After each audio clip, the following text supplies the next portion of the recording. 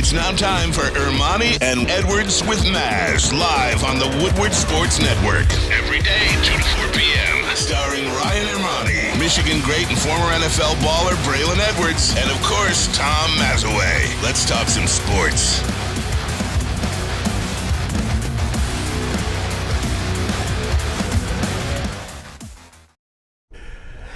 Hey, let's go! Monday show, May 15th, 2023. Ermanni and Edwards with Maz. Woodward Sports Network, woodwardsports.com, fox2detroit.com if you're watching live. Ryan Ermanni, Braylon Edwards out today.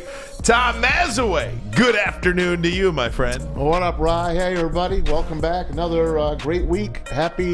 Hope everyone had a great Mother's Day weekend, and I sure did. No doubt about it. As always, we've got JB in the house, the great Jeremy Bryant. We'd be nowhere without this guy. And Mike Gentry in the audio booth today. You know him from Chompin' Puck. Gentry. MG Gentry, baby. Jeff He's in Gentry. here. We got the crew in here on a Monday. I got a hockey guy to talk with today. I know. You finally got somebody that wants to talk hockey with you at some point. We do have a Game 7 tonight. We do. Should be Except pretty you good. don't even know who the hell's playing. The Kraken, I know, are playing the Stars. All I do right. know a little something about hockey. Oh, yeah, who won last night? In hockey? Yeah. The Vegas. Because Edmonton's one of my teams. I do like the Canadian teams. I know. 30 years. I really wanted Edmonton or I'm dropping Toronto. down. Yeah, you are dropping down. I wanted Edmonton or Toronto to kind of elongate this thing because I think it would be best for hockey. Hockey fans are going to watch hockey. You keep doing this and I'll keep doing this. Worry about that. Hockey fans are going to watch hockey. In order to grow the game, though, I do think you need some sort of storyline that can grab the country of, our country, but, Canada, obviously. But, I don't think Carolina does it for people. It's going to be an all-South final. I don't in the East. think Florida does it for anybody. I don't think Seattle or Dallas do it for anybody. I don't think Vegas does it for anybody. When you look at the NBA's Final Four, okay, you've got the Heat, the Celtics, the Lakers, and Denver. I mean, now that is a hell of a Final Four. And probably it doesn't matter who makes it out of that series. I mean, obviously the Lakers in the West, the NBA would much rather see LeBron and the Lakers than they would see Jokic in Denver. But you're going to have either Miami, Pat Riley, Eric Spoelstra, Jimmy Butler. You have a storyline there. You're going to have Boston, which Boston, LA, one of the preeminent franchises in all of sports, the Boston Celtics. So you're going to have a major storyline to come out of that sport. What's your major storyline with the NHL? The Kraken? I mean, are you hoping the Seattle Kraken? Second-year team. How many people want to see the Seattle Kraken in the Stanley Cup final? Everyone in Seattle. Perhaps. Yeah. How many is that? Like 100? Well, they do have a hell of a fan base there, and they love that team. And since I was the only one that picked the Kraken to make the finals here, Mike, I will stick with them. I think Dallas will win tonight in Game 7. But you're right. There's no – you know what? Let's face it. A lot of people aren't tuning in for the Stanley Cup unless your home team is in it. There's not a bunch of guys like me watching. I'll watch no matter who's in. But the people are going to complain, Toronto's not in. Montreal's not in. The Rangers aren't in. Chicago's not in. God, the Red Wings aren't in. So you get Florida, last year's President's Trophy winner. And they are playing great hockey. And they will win the Eastern Final. They will be in the Stanley Cup Final. They're going to win that. They're going to beat Carolina. And then Vegas. Upstart Vegas. What's the third year, Mike, or fourth year? Fourth, I think. Yep. Okay, they already made a final, right? They already in year two. In year two, and here it is, the Kraken knocking on the door. If they can pull it off tonight, Dallas is the home team tonight, so we'll see who wins that game. But yeah, there's not great matchups, and in hockey, I don't think it matters, man, because are they really getting the ratings anyway? Well, again, that's why I said you need a team like an Edmonton or a Toronto. Edmonton's not going to do it. I don't know. I think Edmonton. In Canada, yes. Edmonton drew me in. And if you can pull me in, You could pull a viewer. Two of the best players in hockey on that team. We're not going to see them again, Mike. Yeah, I think the NHL part of it is on their hands because you have a Game 6 like yesterday, Mother's Day, all day you have nothing really going on besides the NBA game at 3 o'clock, and they put that game at 10 p.m. Terrible decision on that. What are you doing there? And Excellent point. The NHL has Connor McDavid. He is arguably the best athlete in all of sports right now. And how many commercials do you see of him rather to you see of LeBron James or something like that? Other leagues do better at marketing their sport than the NHL does with theirs. And baseball is in the same boat, too. I mean, we don't see Mike Trout. We don't see Shohei Ohtani. We just don't. And that's a great point you make, and I'm glad you made it because yesterday for our Mother's Day, we did a 12 o'clock brunch. We were home at 2 o'clock. Nice. With nothing to do all day long. My wife sat on one couch. I sat on the other. What a beautiful day. We're in different rooms. She just wanted peace and quiet. We didn't do anything. That's usually Father's Day. I know. My wife is the best when it comes to this stuff. And the kids are outside playing in the yard. They're on their iPads. We don't care. It's a free day. And I'm like, there's a Game 7 basketball game, which I loved. Game 7 mid-afternoon start. Are you kidding me? A 3:30 Game 7 on a Sunday? But then I looked. There was one hockey game at 10 o'clock at night. And a lousy baseball game on ESPN, for their 7 o'clock Sunday night game. I can't stand those broadcasters, by the way. I can't. It ruins the whole experience for me. But and I looked all day. I was out at the Tiger game. We all went to the Tiger game for Mother's Day. Great day. What a great time we all had. Took Grandma with us as well. But I was on my phone because I wanted to make sure I wasn't going to miss any Game 7s. So I'm searching on my DVR. I got my Xfinity app. And I'm looking and like, there's no freaking games. I see the Celtics. Where's hockey? I'm like, then I had to go to the score to make sure there was a hockey game going on. I'm like, I knew it had to be. And then I'm like, 10 o'clock. 10 o'clock. I'm like, that's out of this. Forget that. And by the way, on a Sunday, too, particularly that Sunday, which, I way overate it. Did you? Where'd you guys go? The place in Grosse Pointe. Okay, I don't like to give any freebies out. Good. Place in Grosse Pointe. But I just plugged the Tigers. Right. I'm sorry. Right. But we were there, and I ate my brains out. I slept. I was in and out of consciousness on the couch. That's great. Then I ordered a pizza at night. From? Papa John's. And they did the stuffed cheese. In the crust? In the crust. How is it? So freaking good. But then I was in a coma. And I was out at 9 o'clock last night. I mean, I was literally in bed out at 9 o'clock. So I didn't even see the hockey game. I watched the game and then I went to bed. There was just no way. I watched the game and then I went to bed. I can't go to bed. You went to bed at like 1 o'clock in the morning? Yeah, 12:30-ish. Oh, my God. Yeah, 12:30-ish.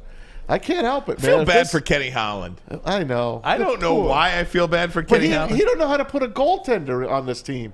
They're missing a goaltender. Every year they lose because of their goaltending. And it's another year that you're not going to see the Oilers in it. And it is the 30-year anniversary of the last Canadian team winning. It was Montreal in 1993. It was my first year in Michigan. I'll never forget it.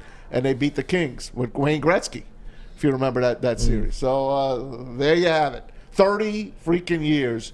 And I feel bad for the CBC and Sportsnet because when there's a Canadian team on, I put on CBC. I did too. And Ron McLean. I love those guys. So that's another great point. So I've started watching CBC again after years of not watching it. It's been years. And when Toronto was in the playoffs, I wanted to put on CBC. Those poor bastards. And I see Ron McLean with 4 other hockey guys on a desk. Kelly Rudy is one. I'm thinking to myself, you need one guy. Yeah. There's only one guy that I want to see Ron McLean with, and that's Don Cherry. I know. And it's almost like you've just totally watered down the entire Hockey Night in Canada broadcast. Yep. You have ruined it. Everybody has a desk with 5 people on Yep. it. I don't Be like it. done with it. I don't like it. Nobody wants to see a desk with 5 people on it. Nobody wants to see it. TNT, ESPN, they're all the same. I understand that. Why do they need 5 people on a desk? Give me 1 guy, give me 2 guys, max. Now, inside the NBA, they've got a different dynamic, right? Oh. I mean, they added, that's the best sports show on television, and they added Shaq. They had an opportunity to add Shaq. They added Shaq to Ernie, Charles Barkley, and Kenny Smith. So I understand that, but you don't need 5 hockey guys. What happened to Don Cherry? Right, and you don't know, most of the people that are watching don't know who the hell's who's on the dais. Like, do you know? Can you pick? I had no idea. Like ESPN, there's Mark Messier. I have no idea what Kelly Rudy looks like. Well, I do, because I was an Islander fan, right. so I know what Kelly Rudy looks like. But I'm just saying in general, yeah, it is watered down. The broadcast, it's way too much. It is what it is. But I'm still looking forward tonight, Game 7. I'll watch it. I'll get into it. I hope you will as well. Yeah, I mean, I'll flip it on for a little bit. What's 8:30 start, I think, tonight? Or, I don't even know when it starts. Yeah, I think it starts at 8:30, somewhere around there. So I'll look. Just by sheer, you got it there, Gentry? Yeah, no, it's 8 o'clock. 8 o'clock. Yep. By sheer clock of it, I will not stay up. Just remember, after the first round, I said the Panthers are going all the way. I do remember you said that. Absolutely. And you're probably right about that. Last year's President's Cup, President's Trophy winners got knocked out, I think, in the first round last year, didn't they? And Bruins this year. Yeah, and it's the still last 8 years. pretty much the same team from a year ago. Pretty much. And now they're back. But it is certainly interesting to see. And, again, it's all about matchups and stars. And this year's Stanley Cup playoffs has no matchups and it has no stars. Yep. I could guarantee you that 90% of the country could not name you one player from Dallas, Las Vegas, Carolina, or Florida. You're probably right. And that's why hockey is, I don't want to say in trouble. That's not not in the right trouble. word. Right. That's not the right word. It's just- Hockey's it's just- it's just a niche sport. Yeah, it's passed by. It is not a mainstream sport anymore, and part of that is because you don't have the Sidney Crosbys of the world, the Alexander Ovechkins of the world, who kind of took over the last decade and a half. You don't have those players anymore. Connor McDavid's on a team that nobody watches and that doesn't advance very far. Do you even know what he looks like? Yes, I do. Yeah. But that's right. But that's it. I couldn't pick him out if they all came in the room. I could not pick him out. I couldn't tell you what Austin Matthews looks like. That I could pick out. Yeah, see, Him I mean, could I pick guess out. maybe we each have our guys. But again, for sports fans, maybe we just suck and we're not hockey guys, but I'd say 90% of the country couldn't name you one guy from any of the 4 teams remaining, assuming Dallas wins tonight, or even the Kraken. Yeah. There's 5 teams left in the playoffs. Couldn't name you one guy. You're probably right. You're probably right. You know? I mean, I could, but I'm just saying. You could, Yeah. but most couldn't. Mike could. Mike could. How many can you name, Mike, you think? But out of the 5 Mike teams could, left. but most couldn't. Right. You know? The only one I would have trouble from, like, naming a decent amount of players, probably Seattle, because they're so new and they kind of switch their roster around. But no, I think you're 100% right. There's probably not a lot. 90%, I would say. JB, how about you? Do you know any of these hockey guys left over? These guys' names. I'm sorry, I'm not a hockey person like that. So couldn't tell you at all. You do know Clark Griswold, right? And yeah, I know the great Clark Griswold. Yeah, that's all I need to know. You know what I could do for you though? What can you pretty do? much name the entire Lions roster, all 96 guys on it right Hell now. yeah. And that's where we'll talk about next. The Detroit Lions, my friends, had a rookie mini camp over the weekend. What came from that, and you'll hear from some of the players, including Sam Laporta. We'll do that next. But first, a message from Les Stanford Chevrolet I'm Cadillac. close. Buick I'm GMC, baby. Tom Mazawey's in on this. Les Stanford has expanded into Ferndale, a trusted name for over 50 years. Les Stanford Buick GMC, same great service the customers have come to know. You can go check them out on Woodward, just south of 9 Mile. And, of course, looking for a Chevy or a Cadillac, Les Stanford, standing strong in Dearborn for over 55 years. Find the brand you want under one umbrella. LesStanford.com, LesStanford.com. Find new roads. Find them. Love Woodward Sports? Love wearing clothes? Then you should be wearing Woodward Sports clothes. Check out our full line of merch at woodwardsports.com. Just click on Shop. We have all your favorite designs, like Dan Campbell kneecaps, Woodward Golf, and of course, our own logoed out merchandise. Men, women, infants, kids all love Woodward Sports. Impress your friends. Impress your boss. Impress your dog. Buy Woodward Sports merch today. Big Boy Strawberry Fest has officially arrived, and we're here to show you the very best flavors of the season. Satisfy your sweet tooth with our deep-fried vanilla Oreos, strawberry hot fudge cake, and a slice of our classic strawberry pie. But that's not all. Cool off on a refreshing summer splash salad, or savor the flavors of our chicken Caesar wrap and strawberry bacon chicken wrap. And for breakfast lovers, don't miss out on our strawberry hotcakes or our mouth-watering red velvet waffle. Strawberry Fest is something for everyone. Celebrate the sweet season with us at Big Boy. Woodward Avenue, the first paved road in America. Woodward Sports, the first sports network born in Detroit and made for Detroit. Yeah, not yet. I haven't talked to him yet, but when he gets here, I'm gonna be there to soak it all in, get as much knowledge as I can from him. He's been in the game for a little while, so just learning from him would be good for me. Gibbs, Lions rookie running back there. He's going to take in and absorb all the information he possibly could. He was talking about David Montgomery, reaching out to David Montgomery and talking to him because he's done it, and this kid has not done it yet. They also went and asked him about, hey, are you mad that people are saying the Lions reached for you? And he's like, I could care less. I'm going to just do the best I can. He's a very humble kid, man. I mean, you can just look at him, and I think his actions are going to speak a lot louder than his words. And like Barry Sanders. Yeah, absolutely. Now, there is no concern really about the ankle tweak, right? I mean, apparently I don't think so. He tweaked his ankle, and they just kind of held him out of workouts for the remaining of the weekend because they could, number one. It sucks, though. Yeah, right. It sucks. Very first thing he gets on the field at Allen Park, tweak. See, this is why you keep. I'm sorry. I'm not going to get back into. Yeah, don't. I'm not going to get back into DeAndre Swift. That's living in the past. Okay.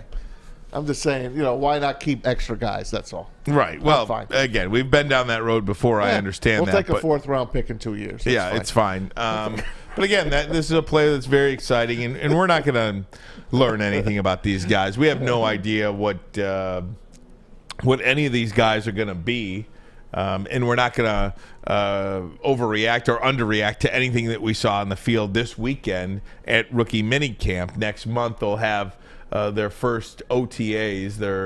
We got to get Slabs in here. He was at the OTAs. He was at the rookie minicamp. Mandatory OTAs. So I'm not going to take anything from that other than get these guys in, get the work, learn as much as you possibly can so that you can just react. One of the things that I think last year's rookie class did very well, and you got to give the coaches credit for this, but you give the rookies, they developed over the year. Yeah. Aiden Hutchinson got better. He did. Malcolm Rodriguez got better. Kirby Joseph got better. And I think you do have to give the coaching staff, because again, Maz, you could draft guys, you could draft talented guys all you want, but once you get them in your system, if you don't develop them, if you don't put them in a position to succeed, it's kind of all for naught.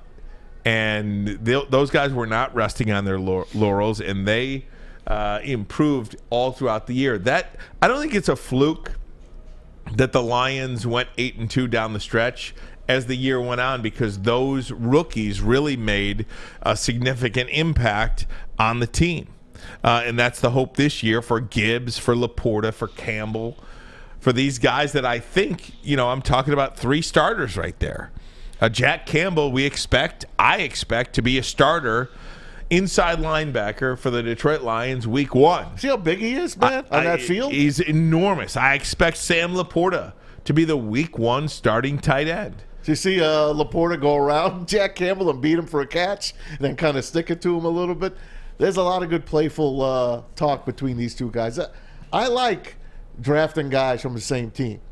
I don't want to bring up the old days when we took the 2 Florida guys. I don't want to say that. But these 2 guys from Iowa, I think, are going to be a terrific addition to this team. And Sam Laporta, who told us that the other day, that Sam Laporta is going to be more than just a tight end that lines up? Who did we have on from the Lions the other day?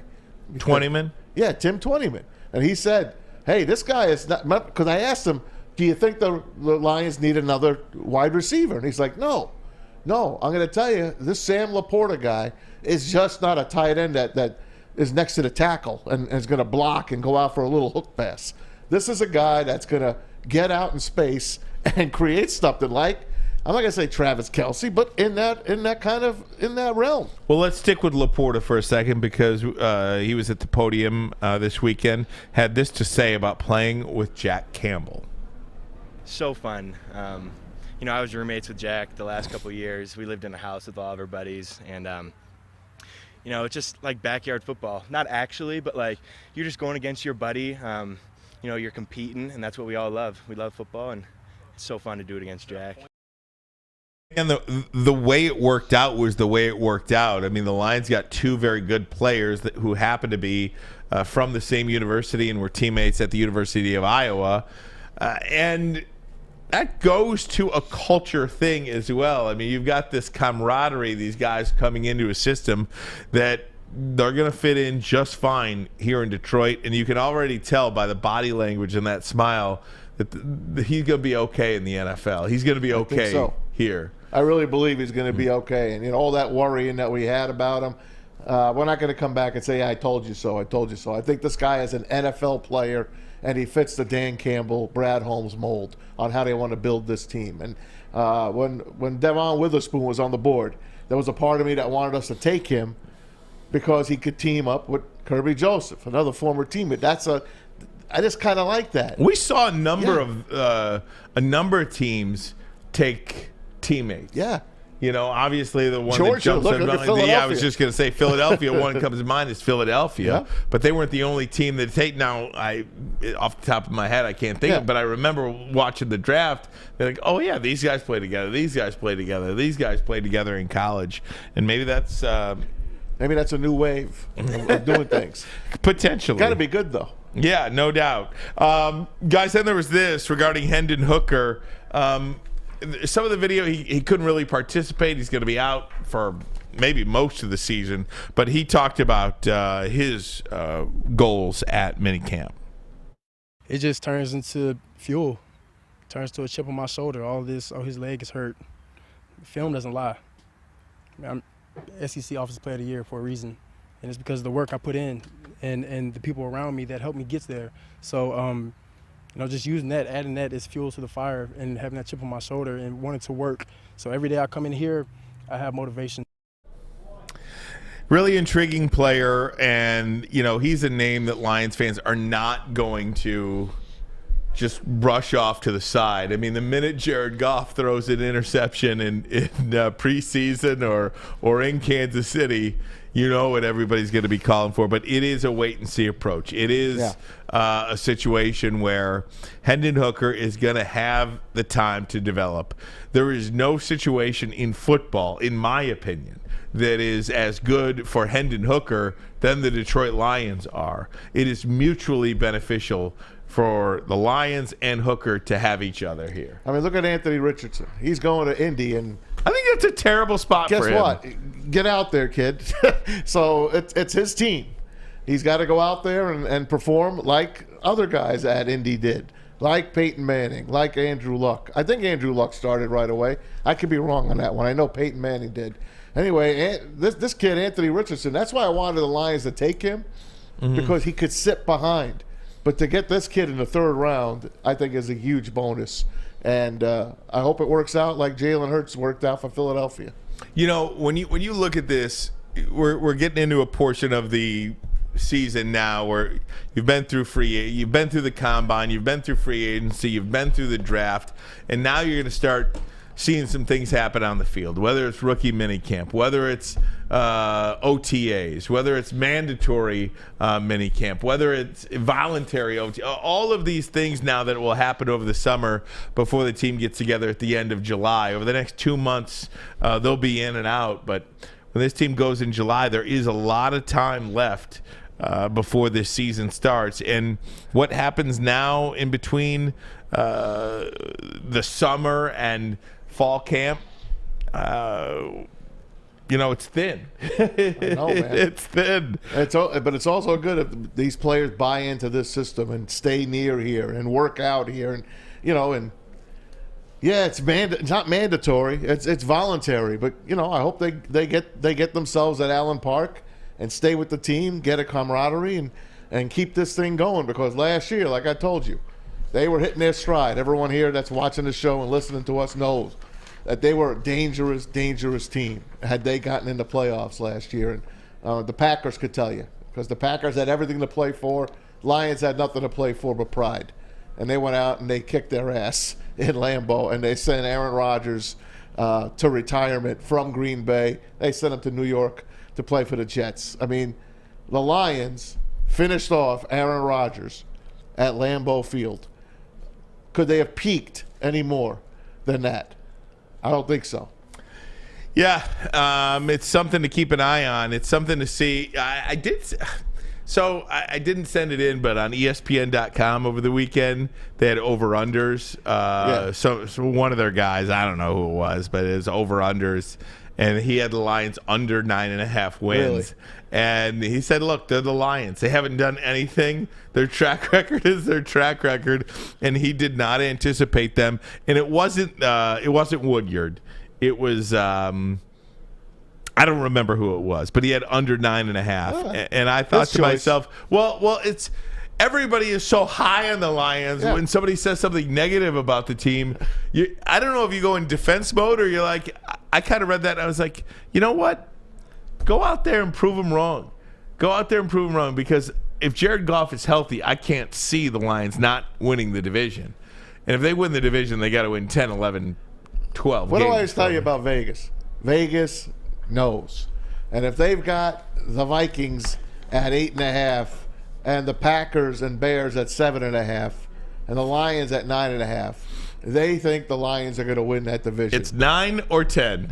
9 or 10. I'm going to go one more than that. I'm going to say 11. I still think they win 11 games in the regular season and win that division by a game or so by beating the Vikings on the last Sunday at Ford Field. All right. Guys, I want to take a look at some of the national televised schedule. We'll pick a game out that we really like for each holiday. Also, some news in the NFL. The Washington Commanders have finally been sold. Are you ready to talk about it now? Because I know you didn't want to talk about it. And I still don't. Until it's done. The Detroit Pistons have a big game tomorrow and a lot to get to in the NBA. But first, a message from Guardian Alarm. They're your local security experts and have been for over 90 years. When you see that black and yellow sign out in front of your house, it tells the bad guys one thing. Stay out. Whether you are at home or on the road, they're customized solutions from real experts, 24/7 professional monitoring, and technology backed by people. Call this number right here, 1-800-STAY-OUT. That number again, 1-800-STAY-OUT. Call them today. Tell them Woodward Sports sent you. Yeah. Saturdays at 1 p.m. Make sure you're watching WoodwardSports.com for our new show, Chompin' Puck. He shoots, he scores! With four-time Stanley Cup champion Darren McCarty and Michael Gentry, Chompin' Puck is taking the Detroit hockey community and giving them a voice. Pros to Joes, you'll get the best Detroit hockey coverage around. Chompin' Puck, Saturdays 1 p.m. on WoodwardSports.com. The sports marketing agency would not be who we are without great community partners like Higuera Health and Carol Zuniga. It's an awesome opportunity to partner with your organization. Higuera Health is a comprehensive behavioral health organization. We serve children through older adults with mental health, substance use, and developmental disabilities across Western Wayne counties, and really excited to now be in downriver communities as well. Give us a call at 734-458-4601. You have an opinion? Make sure it's seen and heard. Corner, jumper, tweet us, hop on the YouTube chat, slide in the DMS at Woodward Sports on all social media.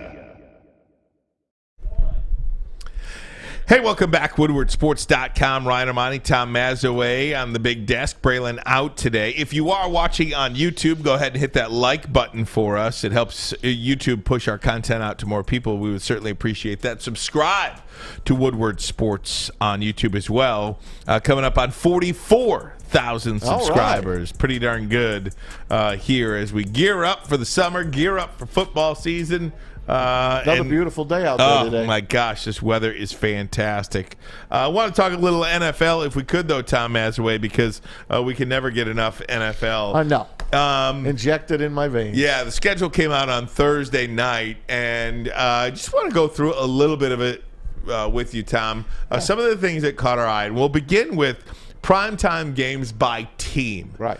The amount of times each team is on the primetime schedule. And if you look at the top here, leave that up for me, JB, if you will, for a second.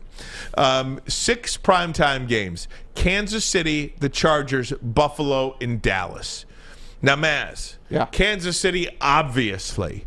The Chargers are a team on there that really doesn't win, but they do play entertaining games. So I will understand that. Buffalo is a darling of the NFL. In Dallas, everybody's going to watch Dallas no matter what. Then you've got the Jets, Green Bay, Minnesota, Las Vegas, Philadelphia, and San Francisco. 3 of those teams do not belong. Okay? I understand the Jets, Philadelphia, and San Francisco. But what Las Vegas, Minnesota, and Green Bay are doing on that list, I will never know. I want to start there. All right. I'm going to start with Minnesota. How many games did they play last year, one-score games? 11. Then you want that team on national TV because they play exciting football. And they won 13 games last year. And you guys are crapping on them. Even Vegas crapped on them, saying they're going to win 8.5 this year. I don't understand what went wrong between them getting knocked out by the Giants in the first round to now. They didn't lose many players. I think they lost Zadarius Smith, and Dalvin Cook is on the trade block. Besides that, they're still a hell of a team. You got to really, really hate Kirk Cousins, and I know you do, to not want to see the Purple Gang. I like watching the Purple Gang. I mean, I understand. I like watching Green Bay. I know it was Aaron Rodgers all these years, and I'm not taking it for granted. I love watching games at Lambeau, and I think out of all the primetime games they have, I think there's only one at Lambeau. I think they're on the road for the other games. So that I kind of scratched my head on. Same with the Lions. The Lions have 4, but only 1 at home. Yeah, the other 3 are on the road. Night game. But they got Thanksgiving at home and Monday night at home. That's not considered in there. It's not? That's not considered in there. Okay. Then they are only because home they for go one game. at Dallas at the end of the year on that Saturday night. I don't know if they consider that a primetime game, is. But they've got the Monday Night Football game at Vegas, and they've got the road game at Green Bay, and then they've got the road game at Kansas City. Correct. So, because I like watching my division. Yeah. Especially if the teams were good. I mean, the Packers have been good over the years, but with Aaron Rodgers. But to have 6 games that's a reach. And, we saw Peter Schrager today on Good Morning Football. The Packers have 6 games. The Rams, 2 years removed from the Super Bowl, have how many? Two. And, who has twice – forget about Green Bay. I mean, what about Chicago? Chicago, who won 4 games last year, has just as many primetime games this year than they did wins last year. They have 4. Chicago had 4 wins, and that catapulted them into 4 primetime games. Guess why? Because they're Chicago? Yeah. But again, TV audience. This is one of those sports that it doesn't matter. Kansas City is obviously it matters. But Kansas City is one of the lowest populated cities in the NFL, and those games will be highly rated, right? I mean, they're a Super Bowl team. Yeah, I Patrick understand Mahomes. that, but the city doesn't tell the whole story. It tells a lot. The population of that People city. bitch about New York. Oh, New York hits everything. Well, they have the biggest television network, New York and L.A. That's why NBA, NFL, NHL, Major League Baseball, they want New York versus L.A. in every single one of their finals. That's what they want. Okay, we'll settle for Chicago. We'll settle for Chicago. We'll settle for them, for those kind of teams.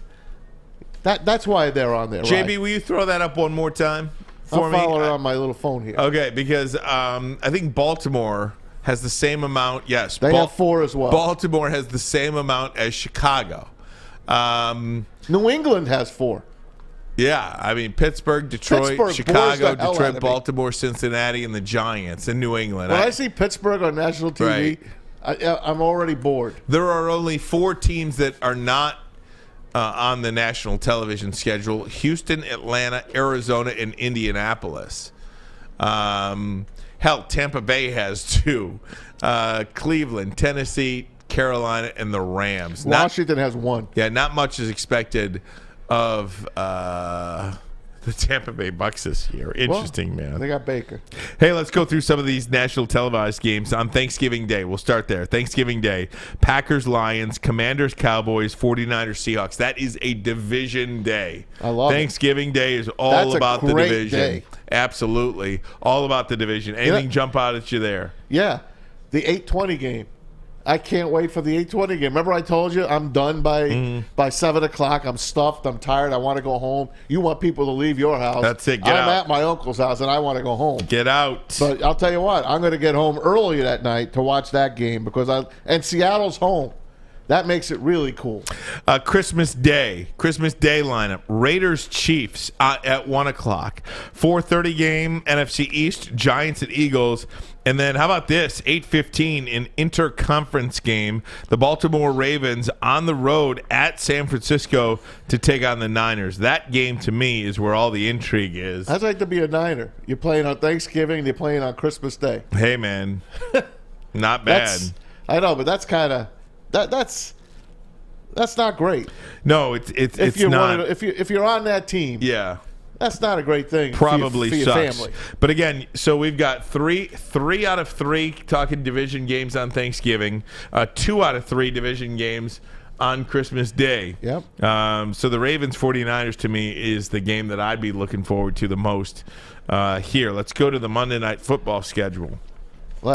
Monday Night Football schedule opens up with the Buffalo Bills and the New York Jets. I like the Week 3 doubleheader, and I'm talking about the main game there, 8:15. We just talked about the L.A. Rams not being on primetime. This is one of their 2 primetime games, a rematch of the Super Bowl, L.A. and Cincinnati. So that's a big game there. Looking forward to that. Obviously, the Lions in Week 8. You've got a rematch of the Super Bowl in Week 11 with the Kansas City Chiefs and the Philadelphia Eagles. And then the game to wrap it up, that game we just talked about on Christmas. Was that Christmas Day, the Ravens and the 49ers? I guess. Wow. That's the last Monday Night Football game. Can it be? Absolutely is. Baltimore Ravens and the San Francisco 49ers. What jumps out to you there, Maz? Well, I like seeing a bunch of my favorite teams in here.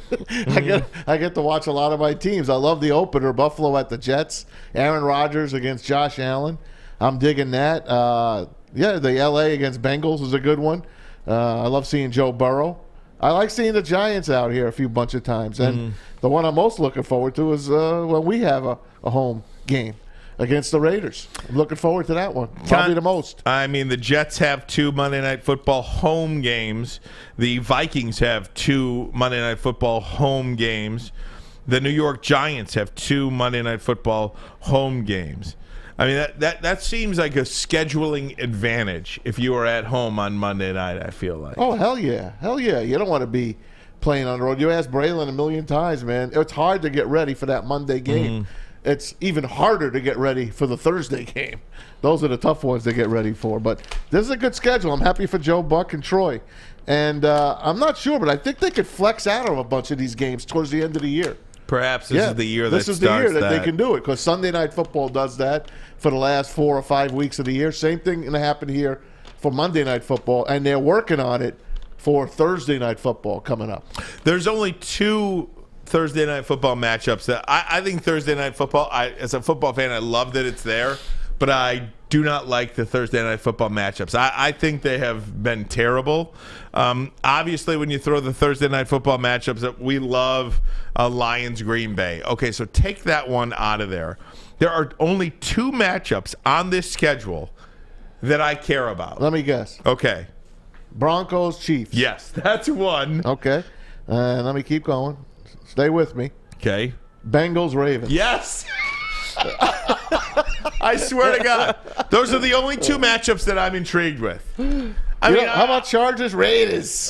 Dallas and Seattle, Week 13 won't be bad. No, none of these will be bad, but I mean, Jacksonville, New Orleans, Tampa, Buffalo, Tennessee, Pittsburgh. I mean, Carolina, Chicago. How about Jacksonville Saints? I mean, how'd they come up with that game? I mean, it just feels like let Jacksonville garbage. be home at least. Just feels like garbage. You know what? Give me the garbage. Yeah, well, obviously, I'll right? take it, I man. mean, give it to me. Obviously, but those are the only 2 I think that really make an appointment viewing. Let's take a look at Sunday night, okay? I was hoping the Lions would get a Sunday night home game this year, and you never know. Might. Maybe you could get flexed up. Maybe you could get flexed up for sure. As far as the Sunday night football matchups go, I think this is where all the intrigue was last year. Sunday night football was really good. Monday night football sucked. I'm looking forward to the Week 7 Miami and Philadelphia. I think Miami's a really interesting team this year. Kansas City and the Jets Week 4, that is probably the best game of all. Kansas City and the Jets. That's what we Mahomes and Rodgers. That's what we want to see for the AFC Championship. I think most sports fans, team aside, unless you root for the Bills or you root for the Broncos. Hey, Ravens-Jags is a good one. That could be a budding, a nice up-and-coming rivalry. The Jags don't do anything for me. They never have. I understand they feel like an up-and-coming team, but I just think, and they're going to win their division. Oh, yeah. They're going to win their division. But that doesn't feel like a team to me that would... Again, I'll remind everyone, that's the safest bet you can make. It's a cheap bet, probably be even money, maybe even less than even money, to bet that the Jags win the AFC South. I said it last week, Maz. I think if you take a look at all 8 divisions in the National Football League... Pretty much could call them. Well, you could call them, but I think Jacksonville, if you had to weight how much each pick carried, I would put the most weight possible on Jacksonville. That would be the pick that I would make, the division winner I would make with the highest confidence. Sure. And then number 2, I said this last week, number 2 would be the Detroit Lions. I would pick the Detroit Lions as number 2, only behind Jacksonville. How about the Chiefs? That is a tough division to win. That is a tough division to win. They play a tough schedule. They just play really hard schedules. If I had to go division to division, I am betting the Jags as my number 1 on the confidence meter. Mm-hmm. Number 2, it's going to be the Eagles. To me, I think they're Super Bowl runner-up. They paid their quarterback. They've kept their offensive line intact. They got 2 good, cheap running backs. They got great wide receivers, a great tight end. Their defense is good. It's been terrific. They got a lot of these players that they've drafted. They haven't played yet. That will take the place of like a C.J. Gardner-Johnson. Guys that they've lost. So I still put the Eagles as second. I would put the Chiefs in the number 3 spot. Continuing down, I would do probably the AFC West. I think still goes to the 49ers. The NFC West still goes to the 49ers. I would put the 49ers. I might even move the 49ers up a little bit above the Chiefs. I know the Chiefs have a tougher division when it comes down to it. Seattle is going to give San Francisco a little bit of a run, but I think the 49ers are going to be good too, man. And then I still think you're discounting the Vikings. I'm not going to bet them that they're going to win a division. I want the Lions to win a division. I'm just saying. The Lions split with them last year. Should have swept them. That was the only loss in the division. It was a game that they gave away. I mean, we can go over that one over and over again. It was Dan Campbell made some mistakes in that game. He got better as the year went on. Remember that, man? Yeah. I mean, we wanted to hang. A lot of people wanted to hang Dan Campbell after that Minnesota game. I don't know. I still think Minnesota's got the playoff goods. berth. Yep, I still think they got the goods to come right back. 13 wins? I don't know. Out of 272 games in the NFL season, which team has the hardest schedules? We'll get to that next. But first, a message from Big Boy. All right, guys. You know it. It's Strawberry Fest at Big Boy. Get on down there. Hopefully you took Mom there yesterday. You could try the classic breakfast items like the strawberry hotcakes or the mouth-watering red velvet waffle. And if you're not in the mood for breakfast, they have the strawberry bacon chicken wrap or cool off with the summer splash salad. Don't forget dessert. You got the classic strawberry pie, the deep fried vanilla Oreos, and the fudge cake with a little strawberry on top. All that and more at your local Big Boy. Can't get enough Woodward Sports content? Head over to woodwardsports.com right now for up-to-date sports articles and great entertainment news. We have the best writers, bloggers, and coverage all at your fingertips. Head to woodwardsports.com right now to experience all Woodward Sports has to offer. Introducing the Planet Fitness Guide to getting that post-workout glow. Step 1. What's your why? More epic energy? Better sleep? Blow off steam? Step 2. Join Planet Fitness for just $10 a month and get moving in our clean and spacious clubs. Step 3. Bask in that post-workout glow. Join Planet Fitness today for just $10 a month. Join today at any of the 50-plus Detroit area locations.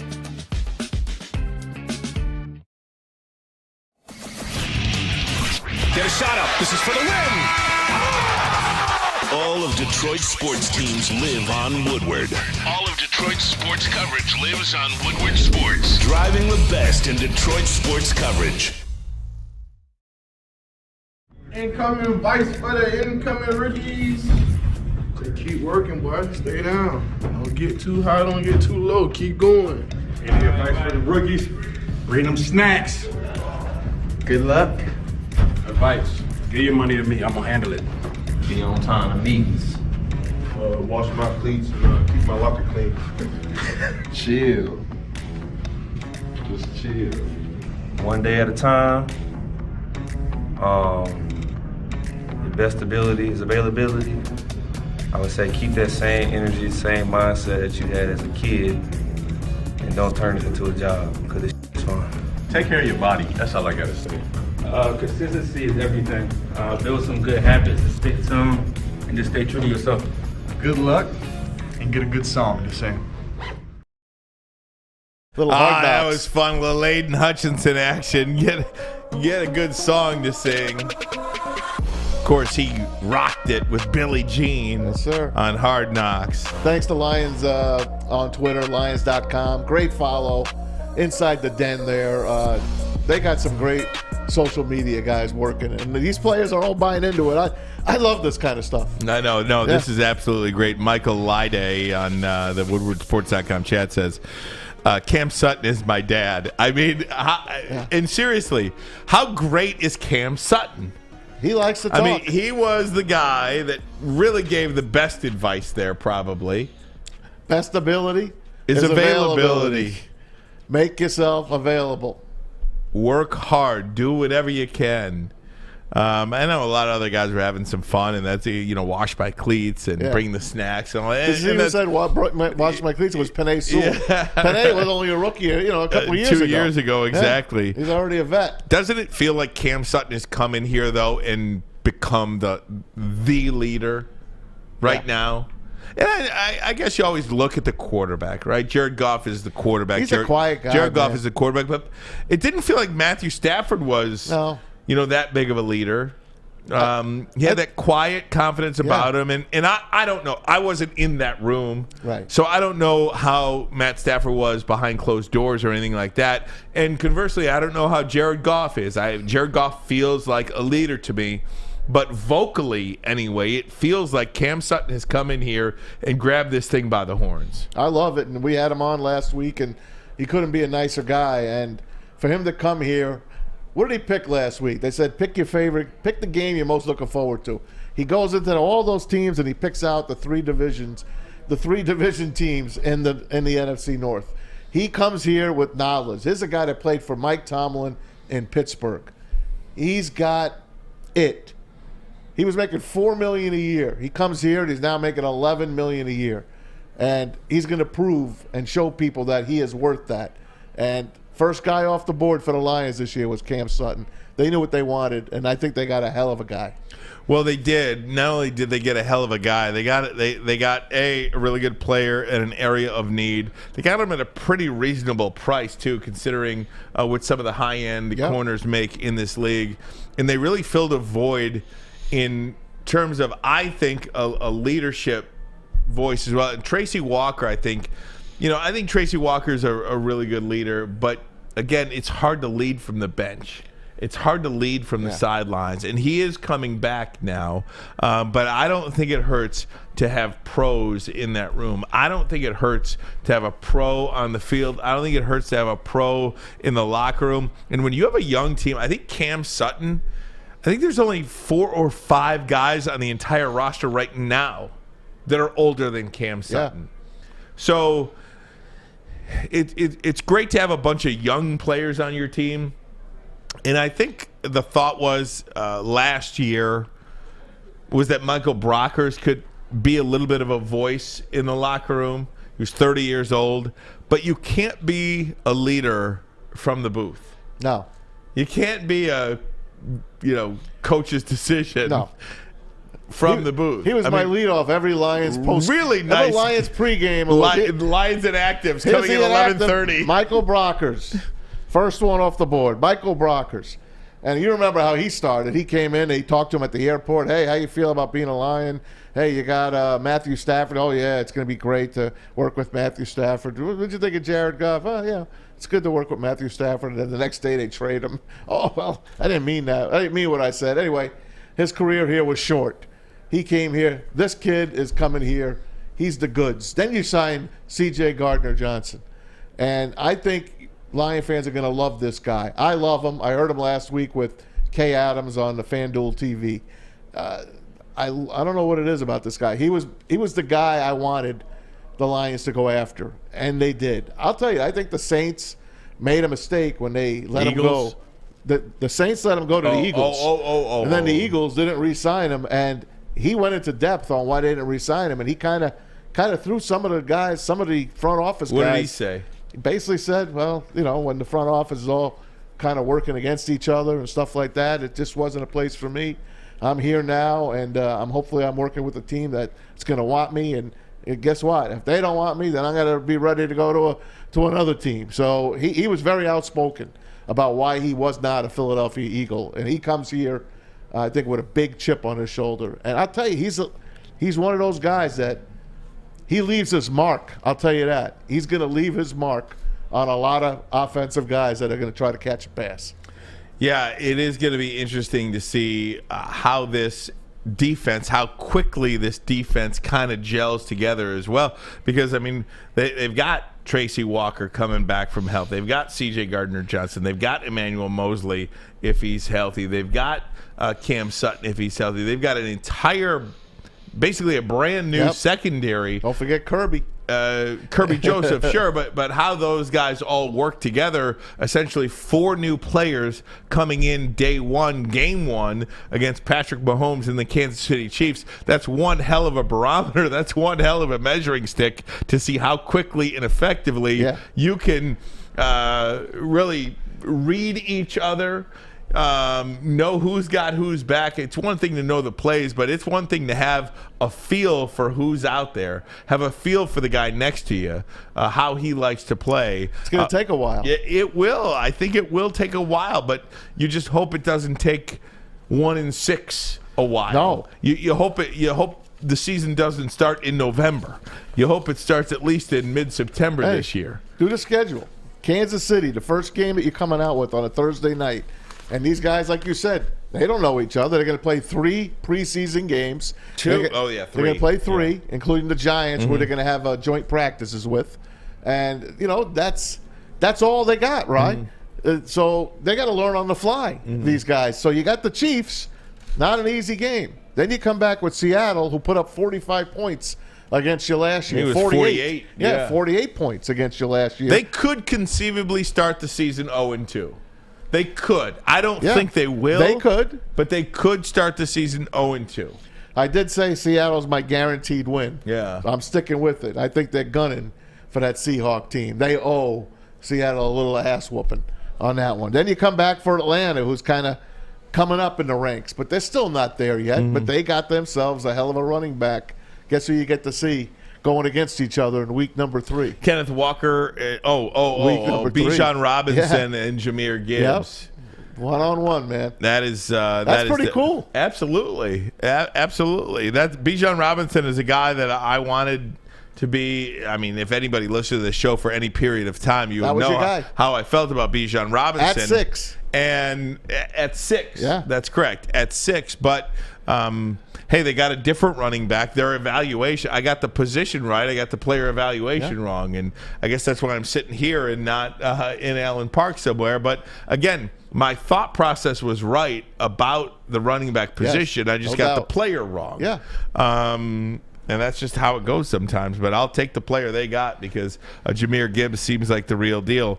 And these guys, a lot of these guys are going to be thrown into the fire. A lot of these guys are going to be thrown into the fire right away. We talked so many times, Maz, too, about how many starters this team needs. And the answer was not many. Right. There weren't many starting positions available. But you bring these players in, you now have competition, and they may have just added 3 starters. Maybe even 4, but definitely 3. I think Gibbs is a starter. Yeah. I mean, you can, however you want to characterize that. Jack Campbell and Sam Laporta. Yeah, I think there's 3 starters there on a team that really could play a game, the day before the draft, and you'd feel just fine about how they would play. They stack up. Yes. How they stack up. I'm excited. I would have tried out the same old team we had last year and been happy. Now I'm even happier as I see a Lamborghini pull up into the parking area. Oh my gosh! And just scrape the bottom on the curb over here. Oh God! What? Come on, people! Come on, man! Come on, people! Get back up off the curb a How little about bit. that car, huh? Yeah. So pretty darn good. It cannot wait for the Lions to get going here. Obviously, so much more Lions talk as we get closer to the season, and we'll find something every day to talk about the Detroit Lions. I don't think you can talk about the Lions enough. For as long and as miserable as this franchise has been over 60 years, you finally have an opportunity now to speak about probably the best franchise in Detroit right now.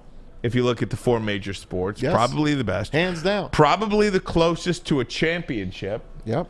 And probably the closest that you have to a sure thing. Knock wood. Knock wood. Knock wood. Knock wood. And with that, we'll take a break and just continue to pray. But first, a message from Fairway Packing Company. For over 60 years, Fairway Packing Company has provided Michigan's finest restaurants, hotels, casinos with prime beef, Wagyu beef, and dry-aged beef. Experience the Fairway difference today. Visit their steak shop in Grosse Pointe Woods for those grab-and-go steaks. If you can't make it there, look them up online. They ship anywhere. FairwayPacking.com. FairwayPacking.com. Sourced, cut, aged, packed to perfection. Yes. Love Woodward Sports? Love wearing clothes? Then you should be wearing Woodward Sports clothes. Check out our full line of merch at woodwardsports.com. Just click on shop. We have all your favorite designs, like Dan Campbell kneecaps, Woodward golf, and of course, our own logoed out merchandise. Men, women, infants, kids all love Woodward Sports. Impress your friends. Impress your boss. Impress your dog. Buy Woodward Sports merch today. By now you know me, Christina Schnari, as the obvious choice in real estate. And you know my website, soldchristina.com, as your #1 resource for buying or selling your home. Myself, along with my amazing staff, pride ourselves on making your home buying and selling experience a relaxing and easy one. Come see why we are the obvious choice. Christina Gennari at soldchristina.com, the obvious choice in real estate. How would you like to win not one, but 2 vehicles of your choice? One for you and one for your wife, your girlfriend, or your best bud. Get to Lady Jane's today for an award-winning haircut and automatically enter for your chance to win. Courtesy of Les Stanford Buick GMC of Ferndale. Lady Jane's, open 7 days a week. Walk in anytime. It's wicked awesome. A ton of fun, a ton of sports, and a ton of man meat. Welcome to the Woodward Heavyweights, live daily 5 to 7 p.m. on Woodward Sports.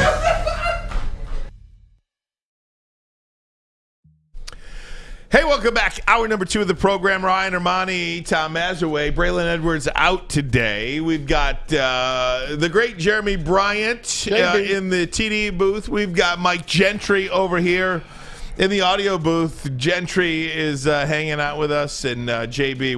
Where would we be without JB, Tom Mazawey? We'd be up, you-know-what creek. Without a paddle. You know what creek.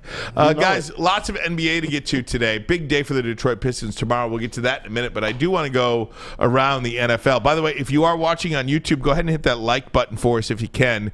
Not sure. Does anybody know, by the way, if you like, I watch YouTube, I watch the show and clips of the show when I get home at night. I watch it on my couch. I'm sitting on the couch. I put in my little Xfinity remote. I say Woodward Sports on YouTube, and it comes up. You can't hit the like button when you're watching on TV, can you? I don't think you can. Braylon thinks you can. Braylon thinks you can. I don't think you can. He thinks you can go up to the little gear, which is the settings, and do something I don't there. think you I'm can. not going to mess around. Does anybody on the chat phone. know if you can do that? I don't think you can do that. How many likes we got right now? 99. Oh, come on. Now, I'm not the most technically sound person in the world, but if you could do that, let me know, because I would like to like the Woodward Sports content. As you're watching it. As I'm watching it, and I can't do that. Obviously, if you're watching on your iPhone, your tablet. You can do it right now, you know. Yeah, I could. Okay. But I'm focused on the show and not, doing all that extra stuff. Understood. So, unlike some of us over here. Yes, Tom, well, I try to mix it up a little bit. I understand. I understand very much. You can on the Xbox, Keenan says. All right, very cool, very good. Let's go around the NFL, Tom. Big day in the nation's capital yesterday. Yes. We will get to the NBA coming up, though. We will. And there's going to be a new owner for the Washington Commanders. It's none other than Josh Harris and the Magic Johnson Group. They are paying $6.1 billion with a B. That's right. Remember, the Broncos went for $4.5 billion just last year. $6.1 billion for Washington, and Josh Harris, who owns the Sixers and the Devils, now owns the Washington Commanders, and I'm happy for him. I think it's a great get for that group. The guy knows how to run a team. Now the key is, who's going to get the stadium? Is it Washington, D.C.? Is it Virginia? Or is it the same county that they're in right now that they've been in for the past 25 years? Because FedEx Field is outdated, probably outdated 5 years into its existence. Josh Harris Group and Magic Johnson also purchased a bunch of acres on the side of the stadium right now. So hold that thought. Yep. Let me read what Irvin Magic Johnson wrote. Yep. I cannot be more excited to be a partner in the proposed new ownership group for the Washington Commanders. Josh Harris has assembled an amazing group who share a commitment not only to doing great things on the field, but making a real impact in the DMV community. I'm so excited to get to work on executing our vision for the Commanders and our loyal fan base. Silly question. Yeah. This is, I think, if you're a Commanders fan, this is just a great day for you. Oh, yeah. This is a great day for you. They've already sold more season tickets and suites. This is a great day for ever. you that you have rid yourself of probably the worst owner in sports, and that's saying something. Yep. But to have an owner that owns now 3 franchises. Wow. Wasn't there some rule against that at some point? You could only own 2? You got me. I think there was at one point. And the only thing he's missing is, he's got hockey, he's got basketball, he's got football, he don't have baseball. Baseball. Baseball doesn't have a salary cap either. You know what I mean? Does it concern you at all if you're a Commanders fan that at some, well, the NFL is the NFL, but it would concern me if I was a Devils fan. It would concern me if I was a Sixers fan. Why, you think he's going to move the team? No, not that. That my owner is not as focused on me as he is on you. The Devils, let's say they're one of the most up-and-coming NHL teams in the league, so they are run beautifully right now. They used to be run by Lou Lamoriello. Not anymore. Lou has moved on to the island. As far as the Sixers go, hey, they had a chance to go to the NBA Eastern Conference Finals, and we'll talk about that and how Joel Embiid reacted to that as well. But the Sixers are in decent hands as well. Remember how they skirted? They kept dumping and trying to get players. It didn't work for them. But now I think they've got it right. The recipe is right for them to go forward. I think they got the right ownership, and Washington is in great hands. They might even go back to the old RFK Stadium site. Remember when they used to play at RFK Stadium? That stadium is still standing, by the way. And who knows? They might be back there, not in that stadium, of course, but pretty close to it. All right. Yeah, something to keep an eye on. All right, here we go. Who do you think? Well, I know you already looked at the sheet, so I'll ask the audience. Who do you guys think is the longest tenured quarterback in the NFL? I'm going to give you a couple of seconds to think about it. Mike, did you already look at the sheet? You looked? No, I didn't. Okay. Who do you think is the most tenured quarterback in the NFL? Who's been with the team the most? Get on your mic. Mike. If I didn't look at the sheet, I would have, if I just had a fair guess, I would have said Patrick Mahomes. You got a guess? But that's wrong. I'm going to say someone weird, like Ryan Tannehill or something. No, that's a good guess. Good guess. Yeah. It's Dak Prescott. Dak Prescott, let's put up that tweet. Dak Prescott is the longest tenured quarterback in the NFL. I was close with the Mahomes, right? You were. Dak Prescott, 2016. Patrick Mahomes in 2017. Then Josh Allen and Kirk Cousins and Lamar Jackson, 3 quarterbacks from 2018. This is a quarterback-driven league, Tom Mazawey. It's all about the quarterback, and I think that's why there's so many questions about the Dallas Cowboys and how far Dak can take them. Well, you know what? I don't think a lot of it is his fault. I know a lot of people blame him, especially last year, the way that remember he couldn't get up to the line and spike the ball quick enough. I mean, that was a play that they practiced. I like Dak, and I think he's going to be great for them still. They got all the weapons around him now. I think they're running out of excuses. Let's see what Dallas can do here. But they're in that division, man. That is a tough division. It always is a tough division, and that division's back on the upswing. So Dak Prescott, he gets my vote of confidence. No doubt. And that's an intriguing team. They won, 12 games last year? Yeah. Hell, that's a division quietly, right? That's a division championship type season. They just ran into a buzzsaw. Absolutely, no doubt about it. So I do think Dallas takes a step back this year, though. Really? I do. I could be wrong on that. Obviously, I could be wrong on that, but I think Dallas takes a step back this season. Well, I think they take a step forward. Very good for you, Jack. Very good for you, Jack. Shall I continue? Please. All right, here you go. Here's another quarterback. One of my guys. I love this guy. I like Matt Ryan, Matty Ice. Well, Matty Ice is looking for a team. No one has signed him yet, but CBS has. CBS welcomes Matt Ryan to the broadcast booth. Now, here's a side note. I think he'll be good. Matt Ryan has not retired, and he made that clear. He's like, I don't have a team right now. I'm not retiring officially. I'm going to go and do this for CBS and see where it goes. And wait to see if San Francisco or Miami call him, right? Exactly. Just like Tom Brady is. I think this guy still has it. I know it failed in Indy. It did not look good in Indianapolis. I get it. But they pulled him out way too close. They wanted the dump.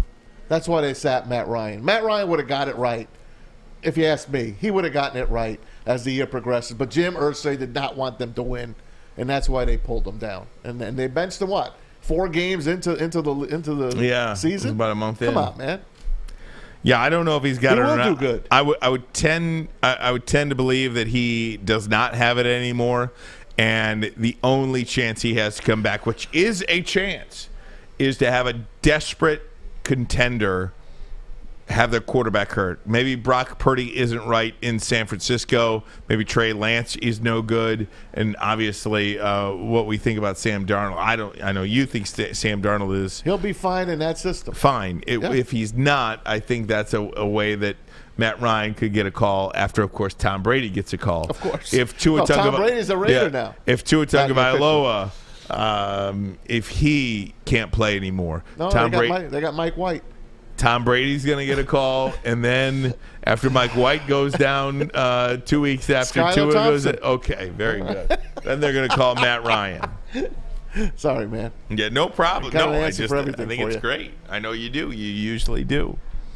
What else, Maz? All right, here's a kid that our guy in the back, Lukey, Mr. NFL Draft himself, was pushing for the Lions to take. You got to take this kid. You got to take Clayton Tune from Houston.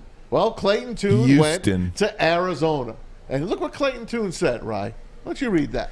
I think I'm the best quarterback in this class. I elevate everyone around me. That's what Clayton Tune said to the Arizona Republic. Now, I think this. I think people like Clayton Tune watch themselves Tom Brady documentaries.